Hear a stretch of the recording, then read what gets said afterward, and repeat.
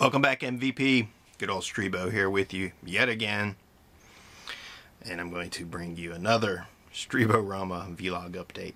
It's that time again. My, how time flies. I don't know if it's going as fast for you as it is for me, but I'm doing my best to keep up. Alright, today I'm going to try to give you just a vlog, straight from the heart, whatever. It's Thanksgiving, Streeborama time. It's time for me to update the blog. So I've got to find something that I can talk about. Enjoying a nice Blue Moon Winter Abbey Ale. It's one of the seasonal flavors. And that concludes our update. It's a little bit different when I don't structure things out ahead of time. But I don't know, I just thought I should do something for Thanksgiving. Got to upload some different things. Brento and I are going to jump on and do MVP Mutant Radio later, so I know I need to shoot some video content to go along with it. Stuff to be thankful for. George A. Romero, let's give him a shout out, because we recently did a very cool episode of The Walking Dead with our buddy Corey G from Behind the Mask Presents. Check those guys out at BehindTheMaskPresents.com. And we wound up talking about Romero, of course. Corey G, for some reason, hates Romero. And at MVP, we do not hate Romero. We praise him as the patron saint of not only guerrilla filmmaking, but of modern horror. So, yeah. What else do you need to know? So, but we do like Corey G. Corey G's a very cool guy. And he's always willing to back up his point of view anyway. So, that's what makes him a cool reviewer. By the way, definitely check those guys out at BehindTheMaskPresents.com. That's your MVP free infomercial for you there, guys. Who else should we shout out? Of course, our friends at Exploited Cinema. Here's to you guys. Bat32, Dale Roy, and of course the Lord of Grease in absentia, J-Dog, and even the other Lord of Grease in absentia from Canadian Fair Ox, the Changeling. So here's to all you guys. I've definitely enjoyed coming on the show over the past year, I guess, making guest appearances here and there, which is interesting because I'm not an exploitation expert at all, but I suppose I have seen a shit ton of them. They're just all kind of spread out. Like I'm like a big time Dolomite expert. You wouldn't believe that to look at me, but The Human Tornado, I think perhaps being his most accomplished film. But, you know, I'm thankful for a lot of things. Like, here's one of my books laying right nearby, which should explain to you why I'm a fan of Dolomite. Like, if I'm reading something like that. But I have all kinds of books laying nearby, so that's not very fair, to be honest with you. Some of which I have yet to read. Like this one I would really like to read. But definitely thankful for those guys. Gives me a chance to talk about the darker, seedier aspects of film and filmmaking sometimes. Because, you know, on their show they'll talk about behind the scenes stuff too, and how it influenced what you see on the screen. So it's cool. I always enjoy their discussions, and especially when I'm part of them, apparently. Nobody's a bigger fan of myself than myself. What else should we be thankful for? Thankful for my Star Wars PJs, which, by the way, you can see that I'm also thankful for laundry. I wore this shirt out long enough to vote, and then came back and threw it on the pile. Needed something to wear for today. This was the one that came up. Thankful for The Walking Dead, which has been awesome in its latest season. So I have all the stuff that's going on right now, but I have not read it, so I'm like torn. You know, do I read it? Do I wait and watch the show? You know, what should I do? I'm thinking it's Thanksgiving holiday. I've got 4 days off. You know, what better time to burn through them all than right now? So maybe I'll do that. Maybe I will go through and read them. There's another stack of them down there I was going to try to reach for you. But anyway, like I said, What am I thankful for? Lone Wolf and Cub, which is awesome. That's a Frank Miller cover, by the way. This is the original, the first publishing edition, before they were reprinted in the digest size manga that you can find them in now. Oh, this is a cool story. This is one where he defends this escaped masseuse, which is effectively a whore, who was being beaten and raped by her owners, and he agrees to take her punishment for trying to escape, which her punishment is called buri buri, which means they're tied up, hands behind themselves, feet tied together, and hung upside down and dropped, spun around and dropped into a bucket of water. And then when they're pulled out, they're hit with bamboo sticks on their body while these guys shout buri buri. So it would have killed her, so he agrees to stand in, and they beat the shit out of him through buri buri, and then she nurses him back to health. That's an awesome series. Very cool. I mean, because you learn all about Budo and all of that. Yeah, Budo kind of sums it up, if you know what that is. But what else is there? I'm just looking at stuff I have laying nearby. Judge Dredd. Be thankful for Judge Dredd.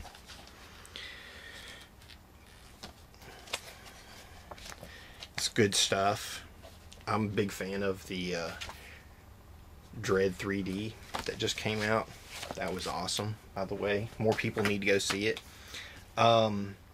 You might be able to catch it in your dollar theater still. I mean, it's still out there, so if you see it listed somewhere, definitely go check it out. To me, it feels like almost like an 80s throwback, but it also has this very avant-garde sensibility to it, because when it has these drug lords in it, and they peddle this fictional drug called slow-mo that makes the user, it makes time appear to move very, very slow. What is it, at 1/100th or 1/1,000,000th of, I forget what they say in the movie. It's been a few months since I've seen it now. Well, since October, but anyway, so anytime the characters on the screen use the slow-mo drug, you'll see things in there almost from their point of view where everything will slow down and it'll kind of glisten and whatnot. So it was interesting. That was avant-garde aspect to it. The best aspect is just Judge Dredd just shooting everybody with the lawgiver, or is it called the lawmaker? His pistol. And he's just shooting people in the head, through the face, through the mouth. It's awesome. If you're a fan of like action gore movies like Commando or Cobra, that kind of stuff, man, I don't see why you wouldn't be a fan of Dredd 3D. But also Dredd is just cool, kind of from the science fiction aspect. Like if you like Road Warrior type stuff, because the whole story takes place in this post-apocalyptic universe. By the way, the episode of MVP Mutant Radio where we talked about Dredd, that was like our third or fourth most popular episodes of October, when we were doing October Scream. I have to sneeze. Now I'm gonna have to edit that out, or do I leave it in like Honey Boo Boo?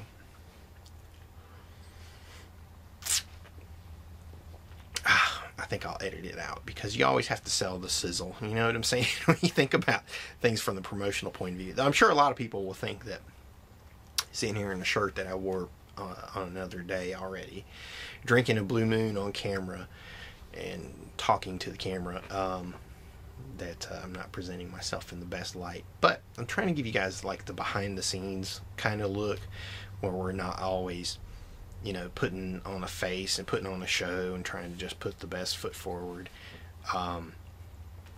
Just show you that, yeah, we're just normal people too. We just hang out and relax and chill. The cool thing is, all the stuff we do to relax, it feeds into our chosen art form and medium. So, every time I go see a movie like Dredd, which is, I'm sure a lot of people won't quite appreciate it for what it is. They might see it as gratuitously violent. But, when I go see that, the whole time I can be I'm A, getting inspired by it, and two, also, you know, learning from it as a work of cinema, so to speak. So, you know, you can apply that theory to anything. That's the cool thing about it. But yeah, so I'm thankful for a lot of cool stuff. Definitely thankful for my buddies at MVP, which if you don't know by now, Newtonville.com, you should check us out there. Here's one of my earliest creator encounters. You know, I was going to say like celebrity encounters, but Dave Sim's really only famous or notorious even in the comic book world, you know, for being the creator of Cerebus, the Aardvark, which is a very satirical and biting series back in the day. It's very, very cool. And he was one of the first guys I met, and at the time, when was that? That was at my first Heroes convention, which was my first major convention, and I took my portfolio and my artwork, and I was just a kid, I guess 17, maybe 18. It was the first one, so yeah, 18. Yeah, maybe that was 17. Which year that was? Yeah, 17. But anyway, but he's the guy who said, you know, to do your own stuff. Don't try to be a slave to the big corporation, the big corporate companies, and like Marvel and DC. He said, just go outside and do your own stuff. And if you really want to tell Spider-Man stories, you know, as an example, just do your own kind of version of it and kind of copy the trope a little bit, and you just run with it. As long as it's different, you can make it your own, and you can still kind of fulfill that desire to do that kind of fan fiction work. So there you go. That's why I say that stuff. It's all Dave Sim's fault. And therein lies the riddle inside the mystery, inside the enigma that is Streeborama, because everything I say has some kind of origin somewhere. You know, I feel like I've come to it all, honestly. This is just a cool book. One of my favorite books on slashers. Legacy of Blood by Jim Harper. Because he breaks down like all of the slasher film tropes, you know, specifically films of the late 70s, but really the 80s, early 80s. Breaks down the slasher film tropes and tells you about the most important aspects of it all. Like the killer with the sharp weapon. Here's a really cool picture. I can get that to show up. Stage Fright. By the guy that did Delamore, Delamorte. Versus Delamorte, Delamore. I always get it confused. But anyway. Thankful for horror films. Thankful for slasher films. Stuff like that. Though at MVP, we're definitely fans of all things kind of otherworldly and fantastic, whether it's also in science fiction or fantasy. You know, like we're big fans of like Game of Thrones, Lord of the Rings. Of course, Star Wars is what helped start it all. Definitely thankful for Clive Barker. His work has really been a major influence on me. Though I don't think I've ever read any of his novels except for The Thief of Always.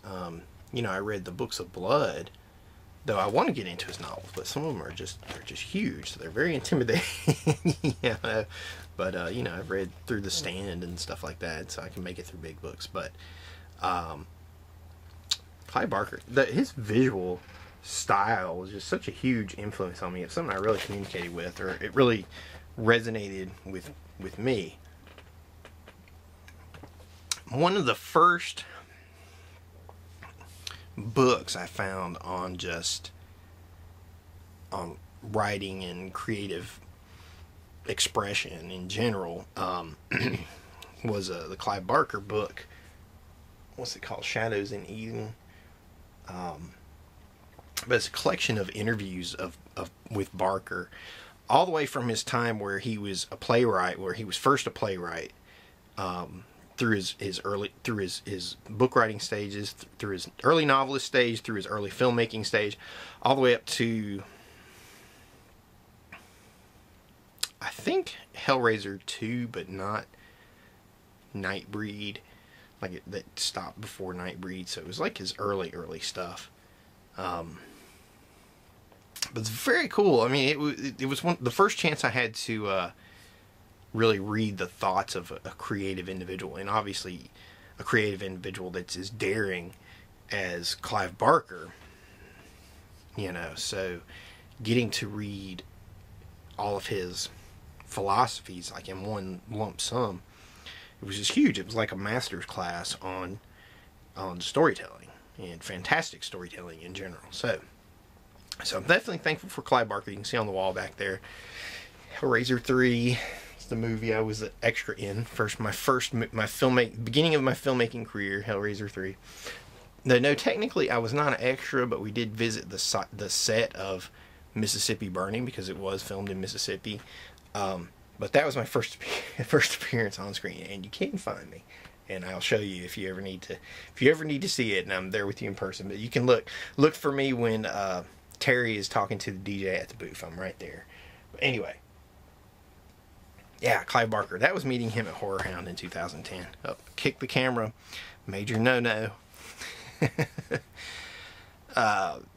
And that was just an amazing experience. That's why I like to go to these conventions when they have a major guest and you're able to talk to them in a way that if you go for the whole weekend, you can talk to them more than once. I mean, you can go through the line, you get your experience with them there, get them to sign something. Then you can go to their Q&A sessions, and hopefully get up and ask a question. You get another piece of interaction with them.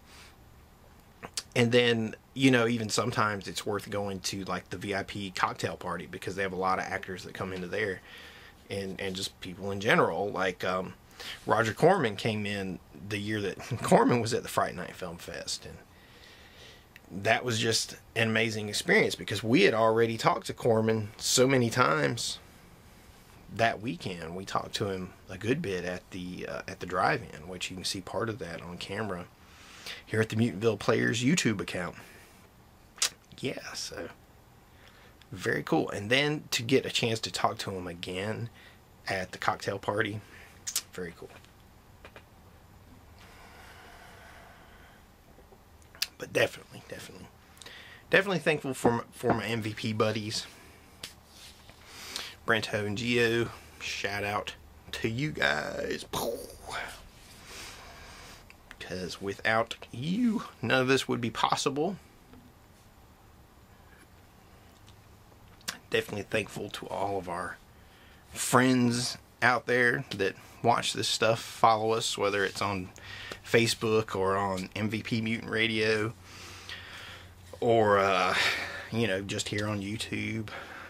So a lot of people come visit the blog. It's cool. It's really cool to interact with everybody and just kind of make friends with the universe. That's kind of our mission. That's like the mission statement of the Mutantville Mothership: make friends with the universe. But yeah, the way we're gonna do that, or our plan to doing that, is to make really cool movies that speak to people, and then you guys will talk to us, and then we'll make more movies, and you talk to us again, and we'll go make more, and it's just gonna be this back and forth symbiotic relationship. So very cool, very cool. The future is bright. We are literally have our fingers on the button for both the Ghost DVD and Tales from Unionville. I mean, once that launches, it'll be available everywhere. So it's a drag. We're still working on it, but it's no big deal. Once it launches, it'll go. That's fun. It's exciting to just kind of see those projects develop and go out, and yeah. It's exciting to be at this stage where we're launching these other works, and now we can just promote them, but we can also step away from them. We don't have to think about them anymore. We don't have to work on them anymore. We don't have to make any more adjustments. I mean, it's so hard to just put everything together properly, like you know, and make a DVD to put out to people. It's not just a screener, but, you know, has actual extra features and cool stuff like that. And speaking of which, we sent copies of Tales from Mutantville and Ghost to Tim Gross at Gross Movie Reviews, and he was kind enough to review them for us.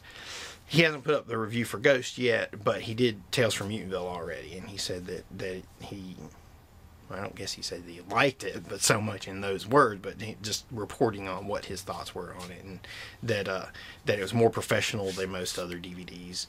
It had Mutisha the Movie Goddess on there. So I guess he liked that approach.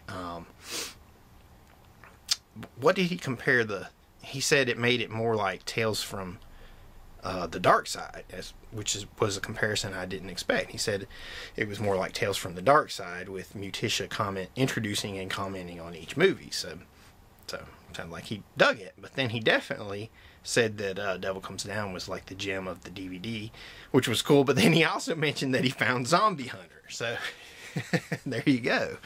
He found the Zombie Hunter Easter egg, which is cool because Zombie Hunter is hidden on the DVD. So, you know, that's how we did it. You know, we had it all started with Devil Comes Down because we made that movie for the American Zombie Film Contest, you know, which you can famously learn all about here on the Mutantville Players YouTube account. If you just search for Devil Comes Down, you'll see the whole history unfold before you. But we started with that where we only had one short film, and you just can't sell that. So the idea is, well, how do we get enough material together to justify a DVD? Well, then the next answer is, you know, either have a full movie or a collection of short films. And so we had to go out and make more short films. And then to add on top of that, you know, you have the whole interaction with Mutisha the Movie Goddess on the DVD, and you can watch it with her. So yeah, that adds an extra level. And then we put commentaries on there, and then you have the hidden Easter egg of Zombie Hunter. So it's cool. So I'm glad that Tim dug it, and he made a point to mention that he definitely liked it. If he said it was a gem, Devil Comes Down. So thank you, sir. That's what we like to hear. And if there's negative involved, we'll take that too, like kicking the camera again. Because, you know, I can't stress how important it is for artists to accept, you know, feedback, even if it's negative, as long as it comes from an honest, I don't know about reputable, but at least learned or seasoned opinion. You know, I mean, because just because somebody honestly thinks that your work sucks doesn't necessarily make their opinion valid. I mean, you deal with a lot of uneducated, ignorant people that don't pay attention to the work, or they don't give it the proper time. You know, it could be anything. They might be watching it with their buddies in the room or something, or their kids running around, and they don't really focus on it, and they don't pay attention to the nuances or what have you. But anyway, you want somebody that is going to actually give it its chance and pay attention to it and want to go along for the ride. You want their feedback, whether it's positive or negative, because then you take that and you apply it to your future works, you know, because you never know what it can be. It just might be something that you're a little bit blinded to, that you didn't quite you didn't catch while you were working on it. And the idea is not to go back and, at least at that stage, to improve the final work itself, but to just move on and grow from it. But I suppose, you know, if you're in the early stages of writing, or even if you're a couple revisions into your screenplay, you should definitely be open for critique from your peers, and also use that to better the script. Like, I would definitely say, I mean, in my opinion, my personal opinion, the sharpest script I've written was Scarecrow at Midnight, because it had so many levels going on in it, you know. But that's me as the individual putting it all in there. Now the problem is, do people see it coming out? And if they don't, that's my fault. That's my failing as a filmmaker, you know. If it's too confusing or obtuse or whatever the reason is that they're not seeing these things, then that's my fault. So I have to own up to it. But, you know, I think that's a pretty sharp script. But I don't think it became as good as it is until after my final rewrite. And that was after I gave what I thought was my final revision to, you know, my peers. And then I took all their criticism and feedback, and I just put the final screws to it, and it all fell into place, in my opinion. So that's what I'm talking about. So I'm thankful for that. I'm just thankful to be able to make movies. I'm living in America where I have the freedom to make movies, where a guy like me that works, 40 hours a week to pay for all this stuff. Essentially I don't have a family because I've always dedicated myself to my work. A family in regards as, wife and kids, where I see so many of my friends that did. But the problem is that once they got into that situation, a lot of them they're locked into their lives, so they can't take the chances and the risks, knowing that they have to be responsible and be able to provide for this family that depends on them. I don't have that. I can take risks. I can blow all my money on movies and equipment and technology and research and all that crap, and there you go. Nobody to support but myself. And who knows? If it all pays off in the end, it all pays off. There's plenty of time for wife and kids in the future, so I'm just thankful for me, thankful for my imagination, where it's taken me from my childhood to today, places I never thought I would go. But it's just amazing to me to be able to walk into a convention, and instead of wearing just another Dawn of the Dead shirt or an Atari shirt or whatever kind of cool hipster thing I could possibly wear, I'm wearing a shirt from my own work, with my own design, whether it's Tales from Mutantville or Ghost or Scarecrow at Midnight or Devil Comes Down, and that's something that makes me really proud. And it makes me proud to have that DVD that people can take it and they can look at it and they can judge it on its own. And there you go. And we're at that stage where Ghost is our first big project, Tales from Mutantville is our follow-up, and Mutitia's Movie Morgue is our follow-up to that. So if you like Mutitia the movie goddess, check her out at Mutitia's Movie Morgue. What more do you need to know? There's more of her to go around. And definitely thankful for our friend and partner, Ms. Vanell, in creating Mutitia the Movie Goddess. She definitely deserves all credit for that. And, if anybody likes that script, it's all due to just my inspiration for wanting to write her an awesome script. So, there you go. Definitely check her out, too. I don't know if she has Vanell.com, but you can definitely, if you search Vanell, you can find her on Facebook. So, thanks to everybody else I haven't mentioned. Bloodbaths and Boomstick guys. You guys are awesome. John Smallberry's, Tim Gross at Gross Movie Reviews. There's always a million people that I forget. Jay Densman, my fellow filmmaking comrade in arms out there. Here's to you, buddy. Hope you're doing well. Happy Thanksgiving. T-Shirt Joe, the Dead Pit guys. Everybody, the list goes on. The Gut Munchers guys, anybody that I may have forgot here and there. 42nd Street Pete holding up his end. Everybody does their part, keeps things moving forward.